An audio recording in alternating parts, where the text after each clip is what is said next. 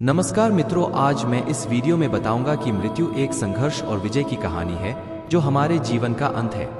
यह हमें समझाती है कि जीवन अनिश्चित है और हर किसी के लिए अंत आता है। मृत्यु के माध्यम से हमें जीवन के महत्वपूर्ण अर्थ को समझने की प्रेरणा मिलती है। लोकेश कथा बताती है कि एक बार लोकेश नामक एक योद्धा था जो अपने शत्रुओं से लड़ते समय मृत्यु को हर बार हराता था। एक दिन मृत्यु ने भगवान शिव से शिकायत की कि वह लोकेश को नहीं ले सकते।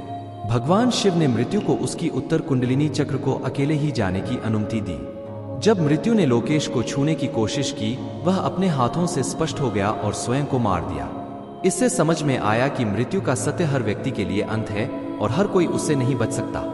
जब लोकेश ने मृत्यु को हराकर अमरता का आनंद प्राप्त किया तो उसने समझा कि जीवन और मृत्यु एक साथ चलते हैं। उसने समझा कि मृत्यु का सामना करना वास्तव में जीवन की अनमोलता को समझने का माध्यम है।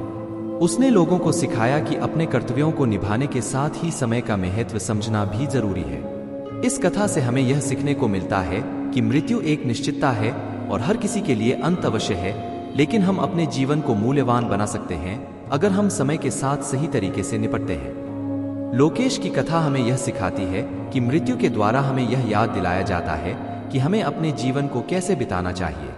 हमें चाहिए कि हम समय की कीमत को समझें और अपने अच्छे कर्मों के माध्यम से समय को सजावट दें। हमें यह भी समझना चाहिए कि जीवन का सबसे महत्वपूर्ण हिस्सा हमारे कैसे व्यतीत होता है और हमें अपने जीवन में संतुष्टि और खुशियों को कैसे पाना चाहिए। इस कथा से हमें यह भी सीख मिलती है कि मृत्यु सिर्फ एक अंत नहीं है, बल्कि एक नई शुरुआत का भी आरंभ हो सकता है।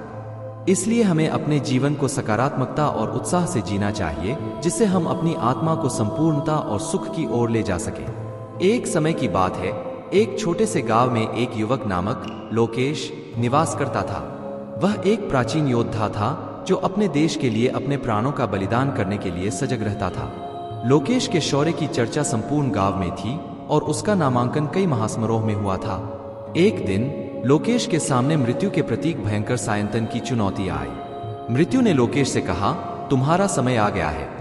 लेकिन लोकेश ने अपने धैर्य और वीरता से मुकाबला किया और मृत्यु को हराया। मृत्यु ने चिढ़कर भगवान शिव के पास जाकर शिकायत की। भगवान शिव ने मृत्यु को लोकेश के अस्तित्व के रहस्य का ज्ञान दिया। अगले दिन मृत्यु फिर से लोकेश के पास आया, लेकिन इस बार लोकेश ने उसके आगे उसकी निजीता के भयानक रहस्य को खोल दिया। मृत्यु ने चारों ओर तेज रफ्तार से घूमते हुए लोकेश को अपने हाथों में पकड़ने का प्रयास किया, लेकिन उसने अपने निजीता के बड़े रहस्य का पर्दाफाश कर दिया।